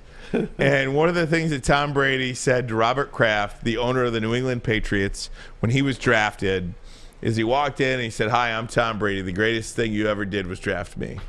Did he say that? Yes. I never watched any Tom Brady stuff. That's why I ask you. Yes. It is a legend. Wow. You know, best draft choice you ever made was me. Like, that's the kind of confidence he had in himself. When you are a late round draft pick, especially at quarterback, you better have that kind of confidence. And good for Clayton Tune. I don't know. I'm not going to sit here and tell you the kid's wrong or He's the got a kid's shot. right. But he's absolutely going to have a shot. But he's playing for a crappy organization. Yeah. It's a really bad organization. With no primetime games and lots of draft picks coming up because they made a lot of moves in the NFL draft. So we'll see. Kyler Murray is going to be out most of the year, probably the entire year. Probably going to redshirt him. So we'll see if he can beat out Colt McCoy. If you don't have that for the quarterback, if you don't have that kind of confidence in yourself, though, chances are nobody's going to have that kind of confidence in you. And you want your players, your teams, when you get in that huddle, Tom. I mean, those players look you right in the eye, man. They look you right in the eye, and if you don't have it, if you see fear, then they'll see fear. Yeah. If they see confidence, you'll be okay. I like it. I like it a lot. All right. Now, we open the season, Lions on Thursday Night Football, Lions and Kansas City. So we look back, and who put this out? It is the 33rd team. And they went in and they said, here are the best season openers from the past. Let's put that up and give them a look and see if you agree. All right, so 2021 season, Tampa Bay and Dallas, 31-29 final. God, I don't remember that game. I've got a terrible memory on a lot of these sports moments like this. Green Bay, New Orleans, Indianapolis, and New England. Why would they call the 2013 Denver-Baltimore game a great one? 49-27 was the final in that game. Denver got that win with Peyton Manning. Yeah, it's a Peyton Manning game. Maybe because Peyton Manning lit it up or something. Look at 2004. This one I agree. New England and Indianapolis. Remember how good those two teams went back and forth? One hell of a rivalry. 27-24, New England won that game. And so we'll see how this one comes out. But there's Drew Brees against Aaron Rodgers in 2011. 42-34 was the final in that one. That was 12 years ago. Looks like a really exciting 13-10 overtime thriller. I know. That's why I didn't mention that one. Pittsburgh and Tennessee. Anyway, hopefully the Lions of Kansas City can be like the Kansas City Rams game. Remember that one from Monday Night Football a few years ago? Not? How do you not? Jared Goff against Patrick Mahomes, part 2. Guys, tomorrow is a big night in the history of the Detroit Pistons. Will Victor Wembanyama, I hope I said his name right. Victor, you mean? Become a Detroit Piston.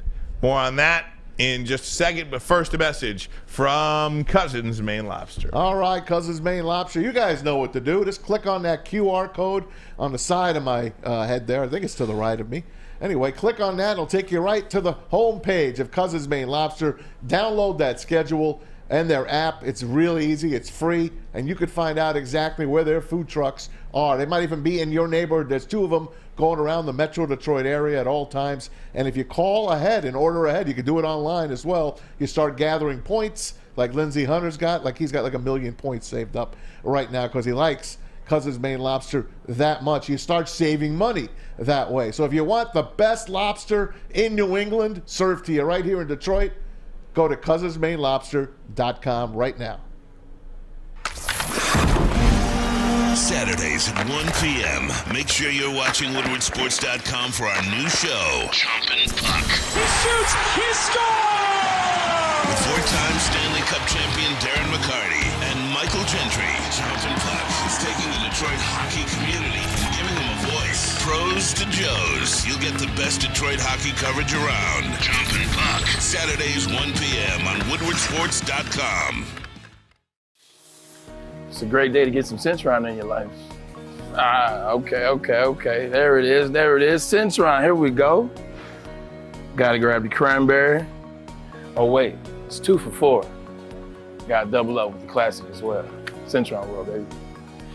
Centron, available at select Krogers, and if you wanna know how, go to @CentronWorld.com. You get dope like me. You know what? Why wait?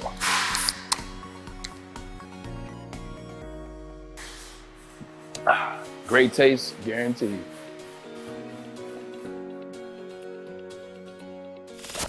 We don't like to brag that we are the toughest sports network in Detroit, but we do have a guy named Darren McCarty on our side. Lemieux and McCarty, who've had a good knockdown drag up. There they go, right on the whistle. They were talking to one another. Woodward Sports.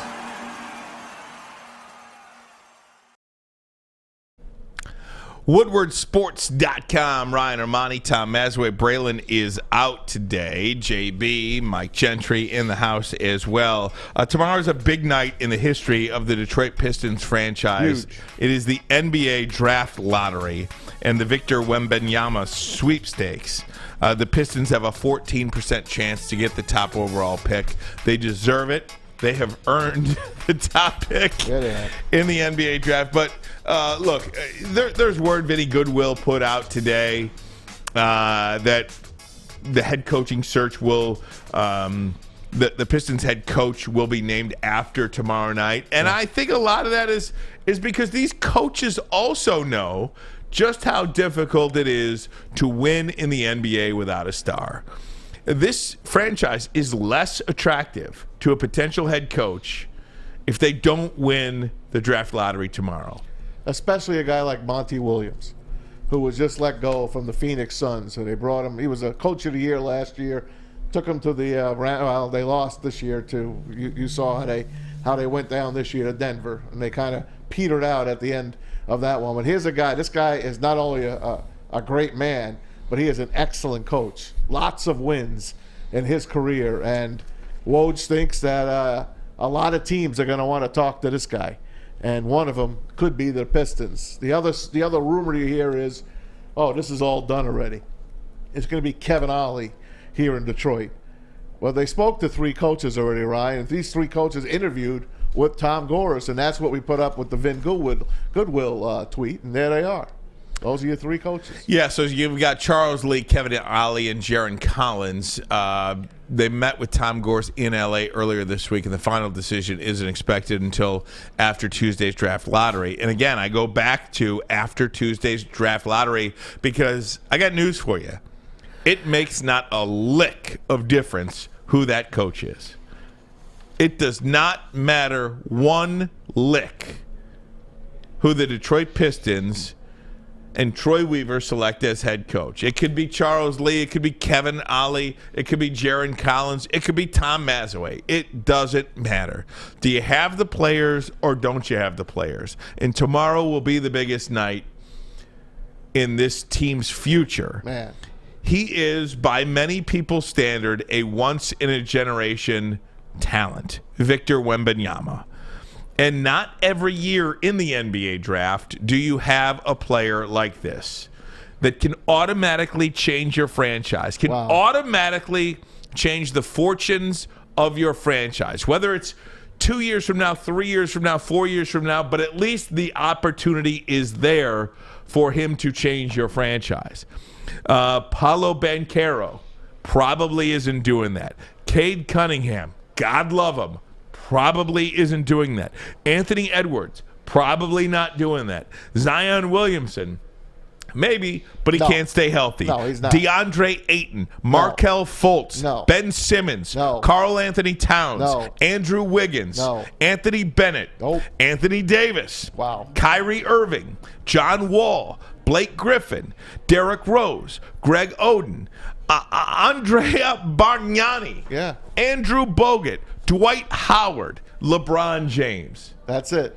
It's been damn near 19, 20 years. Yeah. Dwight Howard did take his team to the final in Orlando. It was a different game back then, but he did do that, so I got to give him credit. I'll give him a little credit. So Dwight Howard in 2004, you'd have to look at and say, we have not seen a number one overall pick this good, the potential for the number one pick to be this good since LeBron James, Dwight Howard in 03-04. And I'm sticking Howard in there just because he did take his team, the Orlando Magic, to the finals when he was there.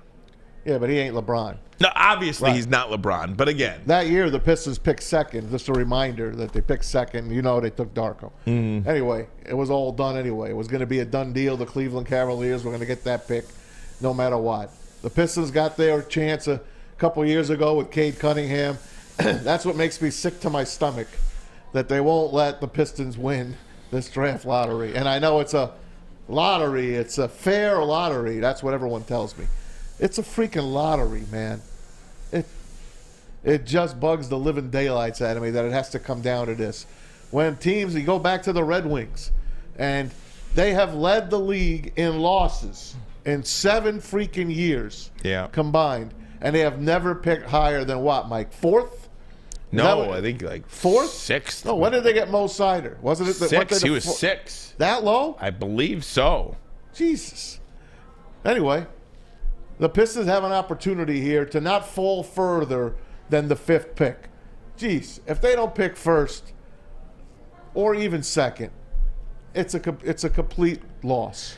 It's a complete loss. A lot of people will talk about Scoot Henderson, but I just look. It's this guy or nobody, really. And I feel like, and we don't even know really how he's going to do. No, we only saw what he might be able to do here. Exactly, but the talent fills also a roster. You know, Scoot Henderson might be really good, but you just burned a pick in Jaden Ivey, right? I mean, you've got Cade Cunningham, you've got Jaden Ivey, you have what you feel are and is your starting backcourt for the next decade plus. At least that's how you feel. So how does Scoot Henderson change that? I don't know if you get the number 2 pick. If I had to guess right now who would get the number 1 pick, to me, I'd say the San Antonio Spurs. I second that. We've seen it before, you know, whether it's David Robinson, Tim Duncan, you know, that Greg Popovich. Yeah, he's still there. Pop's still there. I could see them letting San Antonio become relevant again, because we haven't heard about San Antonio in a long time, and the Spurs were a great champion back in the day. Houston, how many times can they win? Yao Ming. Yeah. I don't know, man. I guess it's fair. I guess. Why only 14% though? Why can't the worst team in the league at least get 25% chance? That's a great. Doesn't that sound better? No, it does. Here's what they say on ESPN.com about how landing Victor Wembanyama could shape each lottery team. And here's what they say for the Detroit Pistons. This is ESPN.com. The Pistons have anchored their rebuild to a pair of perimeter building blocks in Cade Cunningham and Jaden Ivey. After multiple seasons of sustained losing, Detroit feels some urgency to turn this around. No better pathway than cashing in on a lottery night and walking away with the chance to draft Wembanyama. If Detroit winds up drafting second, third, or drops even further, it will be thrust into a complicated spot where no available prospect directly solves their issues. Right. This is a pretty massive juncture to take a step forward, and that is why I say I don't even care who you hire as coach. Yep. People are going to freak out over Kevin Ollie. What is he, coach the G League Ignite or something like that? Fine. Kevin Ollie, Monty Williams. You can hire Monty Williams. You can bring Red Auerbach back. You're right. Go ahead. Bring Red Auerbach back from the dead. Bring a cigar, too. Give me Phil Jackson. Yeah. Who's your favorite NBA coach of all time? Chuck Daly. They will do nothing with this roster as currently constructed. They have got to get this player. And if they don't, it's just going to be what it is. Can't you just see the freaking Adam Silver, whoever's going to pull the card, and when it gets down to the final 5, I could just see them at 4. With the 4th pick, yeah, the Detroit Pistons. And Ben Wallace goes. I know, Ben right? Wallace is repping us tomorrow. Oh, he brought home number one. Can he bring home another?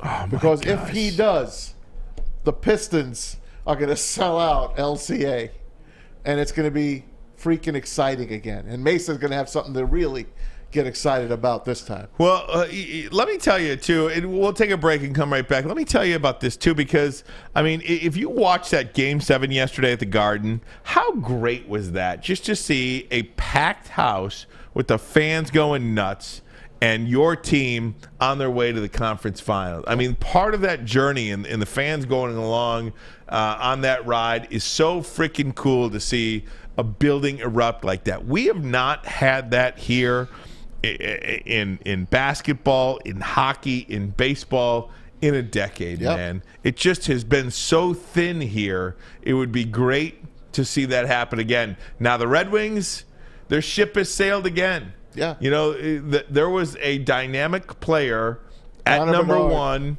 that you had the ability to get. You didn't get it.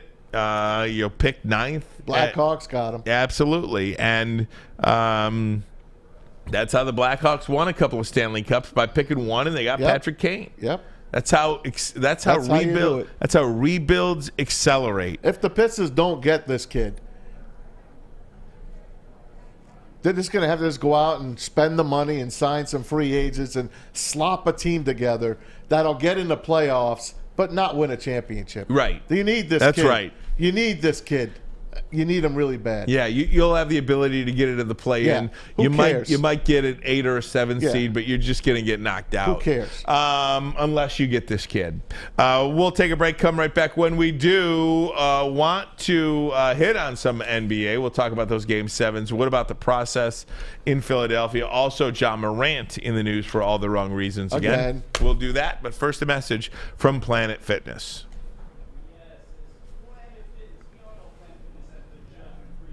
Where you can work out for only $10 a month. $10? Yes, only $10. But Planet Fitness is now thrilled to have high schoolers ages 14 through 19 in the U.S. and Canada work out for free all summer long from May 15th through August 31st. Teens can register now and officially gain access to the club today. And registration opening all during the summer months, all through August 31st. But there is more. Planet Fitness is also giving away $200,000 to high schools and students. Teens ages 14 through 19 who register for the high school summer pass can help win a scholarship for their school and participate in a TikTok video contest for a chance to win academic scholarships. Visit the landing page for more information and legal disclosures as well at pfsummerpasscontest.com. Once again, it's Planet Fitness, where your fitness is essential. Essential.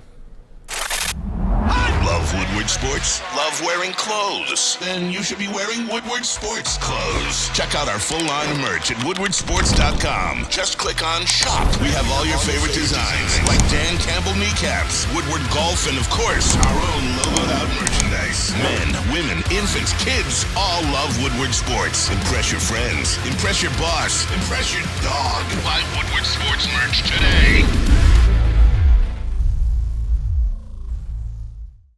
At work and at home, we're there with smarter security solutions. Featuring complete automation with customized alerts and more. For over 90 years, we've been the company that's been counted on to protect what matters most, all with personalized service and care. Right now, for a limited time, receive a free video device plus free installation with a new home system. Guardian Alarm. We protect Michigan. We aren't quite sure if they consume more beer or sports. Either way, the heavyweights are here. Live on Woodward Sports, daily 5 to 7 p.m. Hey, welcome back. WoodwardSports.com. Our good friend Ken Brown in the chat. We appreciate that. They have 3 young stars now. They'll be okay if they don't get them. Duren may be better than Wemby in 3 years. I feel like they're different players. Why can't they be good together? Well, that's just it. I feel like Duren, rim protector, defensive guy, rebounder. I just don't know how he is as a scorer. Could he develop into that? Sure, I guess you could develop into anything. You need that big man like this guy. This guy is like a unicorn, man. Yeah. He could play any position on the court and play defense. I do think it's fair that we just don't know what Cade Cunningham is yet either. But I just don't. Cade, he's going to be a terrific player. He is going to be a player. He is going to be a terrific player. But I feel like Cade Cunningham is not the LeBron James, Dwight Howard type. Derrick Rose. Derrick Rose is a really good one. Yeah. Even Zion Williamson, when he was playing, another one that got franchise-changing player. Really good player. Right. Really good player. I just don't know if he's a franchise-changing player. The LeBron in this draft is Victor. That's it, hands down. There's no other chance to get a LeBron than to get this guy. And I know they're different players. I'll be happy if they prove me wrong on that, and I could be wrong. I just don't see it yet. Well, we'll find out tomorrow night, right? Keep our fingers crossed. Game 7 yesterday. I told you it was going 7. Yeah, you did. And Doc Rivers loses again. That's his 10th Game 7 loss. Is he going to get canned? He obviously has to, right? I mean, he does. They have not even made it to the conference finals, Philadelphia, with Doc Rivers. 10 Game 7s, more than anybody else. It's amazing. Cannot get his team over the hump. They had a 3-2 lead, lost Game 6 at home, and then lost Game 7 on the road. I think they were outscored in the third quarter at one point. It was 33-8. Oh, in the third quarter. That's called and Jason quitting. Tatum went nuts. Jason Tatum scored 51. Yeah, he saved all his points for this game. Yeah, in a Game 7. And afterwards, Joel Embiid had some pretty... He didn't have a very big line either. He did not play well. Interesting things to in say. Game 7. He kind of threw his team under the bus. Here he is. You can't win alone. I can't win alone. Me and James, we just can't win alone. That's why basketball is played 5-on-5. So, we just need everybody to just, try to keep finding ways to get better, and, we'll be fine. I guess I just don't understand that comment from Embiid either. He was 5 of 18 yesterday. He was 5 of 18 and had 8 rebounds. He's the tallest man on the floor by, 3 or 4 inches. 5 of 18 and 8 points. You can't be throwing your team under the bus, man. No way. That's a team that's not together, obviously. Mm-hmm. And James Harden's not staying there. He's going back to Houston. He's going to go to Houston, save some tax money, go to Houston again, especially if they get Victor. I mean, all of a sudden they could get thrust into a top 10 team. They'll definitely be a top 10 team, top 8 team, maybe. So, but they got the Final Four they wanted for the most part, don't you think? Absolutely. I think they would have liked to see the Knicks, but the Heat are a really good consolation prize, no doubt. I think Doc Rivers is done. He expects to come back, but I do think Doc Rivers is done in Philadelphia, and that'll be another coach that'll be out there on the market, right? Yeah. We don't need that. No. We don't need that. Just can't get it done. We don't need a guy with baggage. He can go back to broadcast. But again, it doesn't matter. And Mark Jackson's up for Bucks coach. Speaking of broadcasting, he said he was going to interview for the Bucks. You know who the Bucks are signing? Monty Williams. Perhaps. That's a good choice. That's a good choice. Count on it. I want to talk to you about this Ja Morant thing. This kid can't just keep away from a gun or taking pictures of it. It's really troubling what's going on. He signed a 5-year, $194 million contract. It kicks in next season. He's got to deal with Nike. He's got to deal with Powerade. Those are in jeopardy now. The Memphis Grizzlies have suspended him from all team-related activities indefinitely.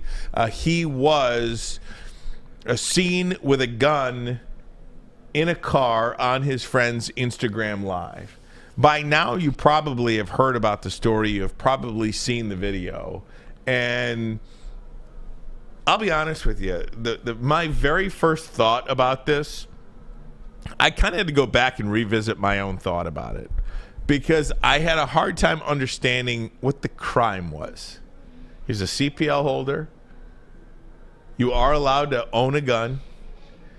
He held the gun up in the video. What's the problem with it? Because it's not a crime.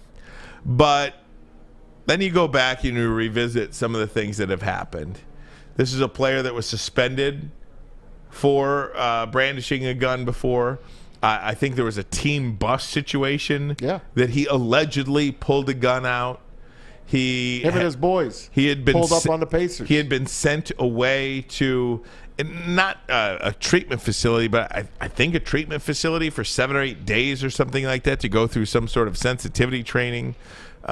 This is a player that is risking an awful lot right now to act in a manner unbecoming of the NBA. He was suspended 8 games last season. 2 of them he had already used. He already spent on the side from Memphis themselves. Then the NBA just threw the extra 6 games on it. He has got a chance to now sit out for half a year next season.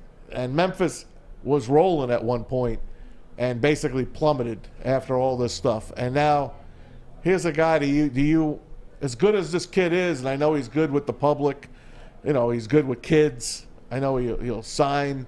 I remember he gave a little girl his sneakers after a game. He's a nice kid from what I understand, but then he does this stuff with the gang. He hangs out with the wrong crowd. And it's not a crime to hold a gun up and take a picture.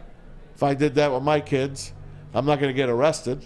I don't know. But what did your employer say about it though? And I think that's the problem. The employer said put the gun away. Right. That's the problem, and that's where I've come. That's where I've come around to it. Like after my initial thought was okay, what's the big deal? And then you take a deep dive into what has been happening with this guy, and I want to stick with it because a member of the Crips weighed in on this because he flashed a gang sign and all that stuff.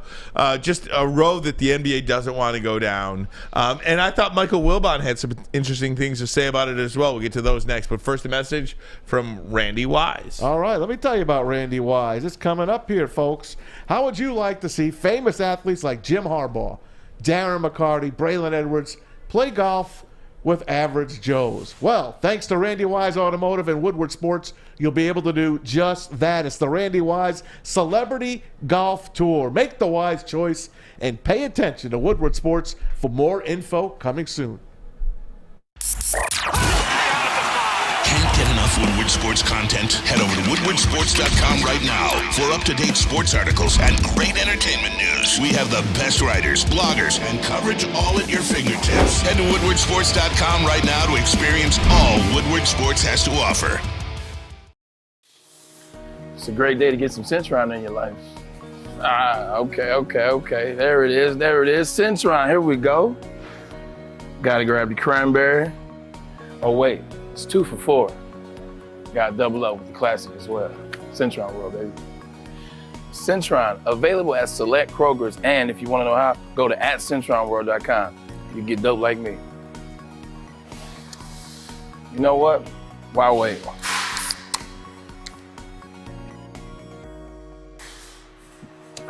Great taste, guaranteed.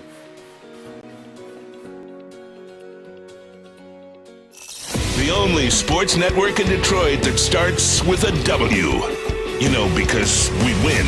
Woodward Sports, Detroit's winning sports network. Hey, welcome back. WoodwardSports.com. Ryan Ermanni, Tom Mazawey. Braylon out today. He'll be back tomorrow.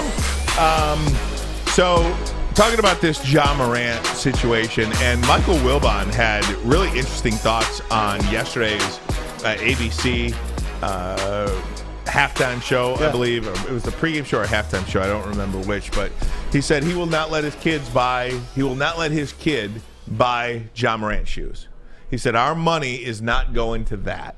And I thought that was pretty powerful. And I wonder if Ja Morant has anybody in his life to tell him to stop.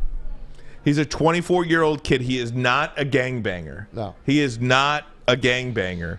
And one of the members, I don't know if it was an old member of the Crips or a current member of the Crips because he's flashing gang signs. I saw his take on this, and he said, hey, Ja, you want to come to work with me one day? You want to come to work with me one day? Invitations out there. I guarantee you won't show up. Wow. Because he said that's how rough it is out in South Central L.A. You really want to play this game? Yeah, if you want to be a gangbanger, I'm inviting you to come to work with me, but I guarantee you won't show up. That's cool. Yeah, because you ain't that way. No. That's what he said. And I just think that, and I see his dad, T. Morant, out there. I don't know anything about that situation, really. Does T have the ability to get through to this 24-year-old kid? I think T just wants to be out there for himself. He's just out there yapping and yelling and making a fool of himself most of the time. I don't think he is. You know, I don't think Ja's got the right guys. Well, clearly he doesn't, and these are self-inflicted as well. I think Stephen A. Smith talked about this because we look to strong members of the black community to weigh in on this, right? Because you have this player who is so great. He's an intelligent young man. He doesn't need to act like that. No. He doesn't need to be brandishing a gun and gang signs. That's not the road that he needs to travel down. He can go a different way. He can make an impact in the community in all different ways, positively. And he's choosing something different, something so harmful to a lot of people. I don't know what it's going to get into him. I don't think sitting out a half a year is going to get to him. I don't. And I don't know what will get to him. I guess maybe taking money away from him, but like you said, is it a crime to just take a picture? Well, again, it goes back to the employer because Adam Silver has a wide-ranging umbrella here too. Adam Silver, just like Roger Goodell or Major League Baseball, they did it with what's his name, Trevor Bauer. Oh yeah. Trevor Bauer was not convicted of a crime at all, and he was suspended. His career is pretty much over. Oh yeah. Because of the overriding theme of good of the game. Correct. Conduct detrimental to the league. That's what I'm looking for. Facts. Is your conduct detrimental to the league? We could do whatever we want with you. I'm sure there's a way. I'm sure there is a way. And maybe there is a way to rip up that contract as well because of a contract detrimental to the league clause. I don't know how that works. I don't know what's going to get through to that kid, but I bet you that would. I bet you sitting out a year and losing a year's salary would. But I don't know if they have the power to do that or they want to do that. But this kid, man, he's got to get it. He got to get it right. His PR, he's got to get his PR right. Because like you said, if Michael Wilbon is on national TV saying my kid is not going to buy Ja Morant shoes, there's a lot more people like Michael out there that are not going to buy into Memphis. Memphis is being hurt by this. He's their guy. He's the face of their franchise. He was taking them high, man. This is a team that was one of the favorites to come out of the West last year, and into this year. One of the most fun teams to watch. Not Small anymore. market team. Their whole state goes nuts over the Memphis A nice Grizzlies. small community like that gathering around, man. The Grizz. It's too bad. You know, But I like the kid. A couple of people have mentioned this in the chat. I thought about it too. Our good friend Matt Broder raised it as well in here, and I did think about this. That's Jamison Williams. Yeah. And it's not so much that Jamison Williams gambled or gambles or goes to Vegas and gambles on a UFC fight. It's a day after you get suspended by the NFL, you go and you post your wager on the UFC fight. Like, can't you just go to the UFC fight, place your wager, stay low, and see if your wager wins or not? Why do you have to throw it in the face of everybody, including your league, including your employer, by posting that picture of your ticket? These are young kids, and I don't mean young teenagers. I just mean they're young minds. They're like my daughters. All they did yesterday at the Tiger game was take pictures and post. That's all they did. I mean, they watched a little bit here and there. We had a great time and all, but all they concentrate on the minute we get out of the car is start taking pictures and posting. That's what this era does. That's just what they do. And he's part of that. Boy, are we in trouble then as a society, aren't we? We are. It's that dumb. Like Sebastian Maniscalco, one of my favorite comics, he goes out there and he tells people, how sad are you? What's the selfie? He's like, what? What's the did we ever take pictures of ourselves back in the day? What? Why are you taking pictures of yourself and putting them out there? It's just a fun thing. He does it. He pays it more justice than I am. It just was very funny. It's just a look at me society, and this guy's got the world by the you know what. You got all that money, all that talent. You're playing on NBA, man. You're in the National Basketball Association. Very few people get to play there. All those kids in the playgrounds all over the country want to play, want to be you, and you want to be some badass that's going nowhere. You know, Come on, man. And a lot of it, whether it's Ja Morant, and I hate to equate what Ja Morant is doing with what Jamison Williams is doing, but I think at the core, it is similar. You were told not to do something, whatever that something was. You were told not to brandish a gun. You were told not to gamble at the team facility. And even though you didn't gamble at the team facility, again, you gambled and kind of shoved it in everybody's face. Don't take that PEDs. This is what you're going to do. Don't do this. Don't smoke. Don't do this. There's plenty of rules. Follow the damn rules. Stay in the league. But with a lot of the younger players, it does seem like anytime they're told not to do something, and maybe I say they, it's two guys right now, but we are looking at people who just don't want to be told what to do right now. I guess Ja Morant doesn't want to be told what to do right now. Maybe there's an element of Jamison Williams not wanting to be told what to do because we have babied these young people, not just athletes, our own kids. Yeah. We have babied them to the point where anytime there's pushback, anytime somebody gets in their face, and this is why the youth sports thing, and maybe I'm going way overboard on this right now, and I potentially could, but I don't think I am. Anytime we kind of are there to pick up the pieces for our young ones, the first time they get in a situation where they have to take care of themselves, they just don't know how to react to adversity. Fact. They just don't know what to do when adversity slaps them in the face.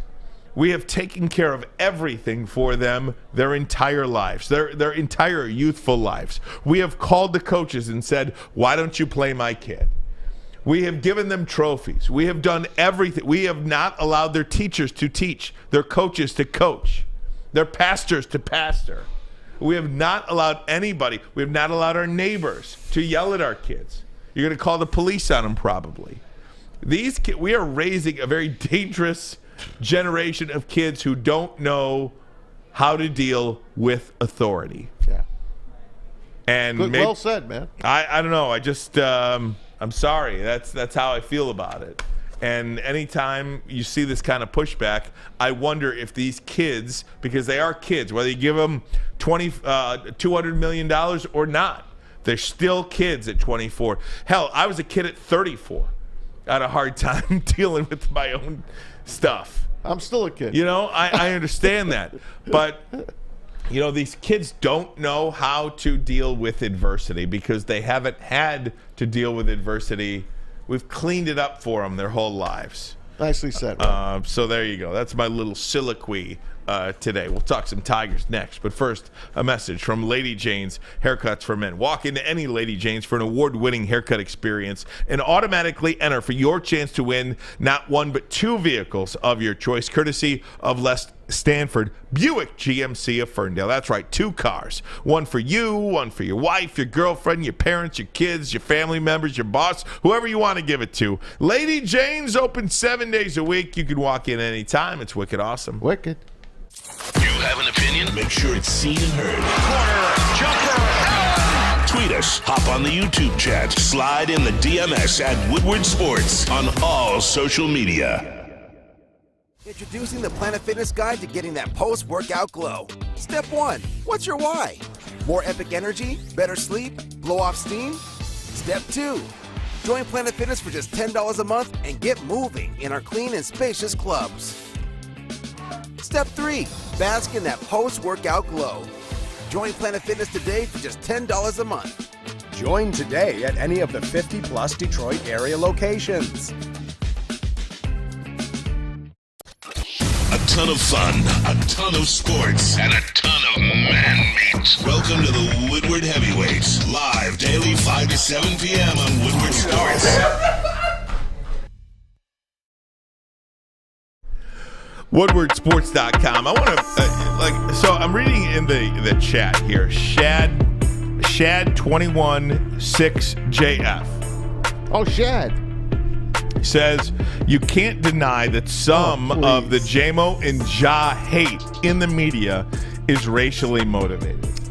And I could not reject that anymore if it was possible. Ja Morant, I didn't put a gun in Ja Morant's hand. I didn't do that. And no media outlet was going actively following Ja Morant around, waiting and hoping for him to put a gun in his hand. Ja Morant put a gun in his hand after he was told, quit playing with guns. And Ja Morant's friend put him on Instagram Live. Not TMZ, not Fox, not Inside Edition or Access Hollywood. It was Ja Morant's friend who did that. He put it out for the world to see. Now, I don't know how racially motivated this story is, but just go see what Michael Wilbon, Stephen A. Smith, Kwame Brown, and just Jalen Rose, and just about anybody with a brain looks and reacts to this story. They see a young man in peril, and they want to try to help the young man. That is what this story is about. So I do reject that. Anybody that thinks that this story is racially motivated. And the Jamison Williams thing, look, I do not like what Jamison Williams did, because rules are rules. As a long-suffering Lions fan, Jamison Williams, to me, is the most talented player on the team. And all I know is that he hasn't been on the field in year 1, and he's not going to be on the field for the first 6 games in year 2. Oh. So I don't know what's going to happen in that time. The more idle time somebody has, the more time you have on your hands, the more time you have to get in trouble. So if he comes back week 7 and starts balling out, great, all will be forgiven. But I can't guarantee that. You can't. I'll see it when I see it. Hope he doesn't do it again. Hope he learns. That's it. I do reject that line of thinking. Just want to put that out there. Good for you, Jack. The Detroit Tigers. Let's get to some Tiger talk now. They have the day off before getting back at home against the upstart Pittsburgh Pirates. They have fallen back a little bit lately, but off to a really hot start. Maz, you were at the park this weekend. Yeah, it was great. I was there Friday night and Sunday yesterday. Friday night, a little bit of a light crowd for a Friday. And Sunday, it was a late arriving crowd. I'll tell you, the thing I hate the most about going to a game is waiting in line to get in the game. No matter what time you get there, by the time they run you through the metal detector, and they got, I don't know. Nobody can scan your ticket. It takes 100 times to scan your ticket on your phone. We waited in line a half an hour yesterday to get in the game. It just pisses me off. There's got to be a better way to do it. Damn it. What? This damn metal detectors and all of that. I know you got to be safe and all of that, but this is too much. It's not the metal detectors, Tom. It's the scanner on the phone on the barcode. No, it's the metal detectors first. That's the first thing you do when you go into Comerica. You got to take everything out of your pockets, just like you go to the airport and go to security. Same thing, except, they got inexperienced people doing it. And it just takes a long-ass time to do it. But once you get in the park, it's wonderful. The place looks great. I love what they did with it. The walls, everything is looking great out there. They filled in some seats. It's just, I like Comerica Park. I'm growing to like it even more and more every time I go. The Tigers played excellent yesterday. The first two games, they got their ass beat by the Mariners. But they beat them down yesterday, and they beat one of their best pitchers in Logan Gilbert. So it was an important win yesterday. They had to win that game yesterday. You don't want to get swept at home. They did come through and pull that game out late. Miguel was off yesterday. I was kind of glad about that, but I wanted to see him like as a pinch hitter and maybe do something good. But he had the day off yesterday for Mother's Day. So good for him. He sat out. The Pirates come in tomorrow. Can't wait to go to this series. I'm definitely going to go to the Wednesday game. And it's going to be fun, man. I think you guys should get out there and check out some baseball. The weather is outstanding. Get out there and enjoy it. What's funny is, on Friday, come back home, all this momentum, and they just a big thud down 6-0 early. Yeah. And it was ugly. It kind of felt like the Lions a little bit. And are they going to be in this thing for?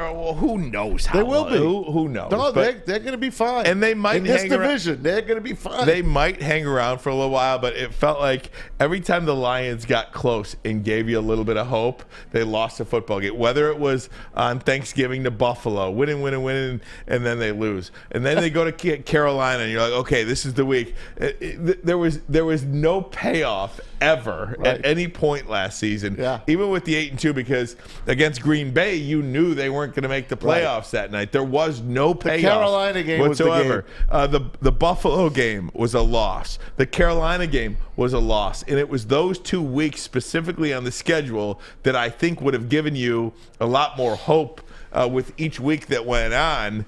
And I felt like that a little bit about the Tigers. Okay, win Friday night and get this thing going a little bit. I mean, get some buzz, create some buzz, and then boom, 6-0 early. When a Tiger player comes up, they put his stats up on the board. I have never seen lower OPSs in my entire life. Well, last year was pretty bad. On-base percentage and slugging percentage put together. Nick Maton is like 500. Nick Maton got hit with the bases loaded at his foot. The Seattle Mariner announcer said, "You just hit the worst player in the league and let him get on first base and score a run." Unbelievable. Really nice guy, though. Really nice bloke. Go Matt Vierling. Absolutely. Guys, thanks so much for today. Tell a friend about Woodward Sports. JB, Mike G, thanks so much. Mike Gentry over here. Check out his Chomp Game 7 tonight. Oh, Game 7 tonight. Maz is going to be watching. Great job, Maz. Great job over here out of you. Thanks for watching. Braylon will be back tomorrow. We'll see you tomorrow. See you tomorrow.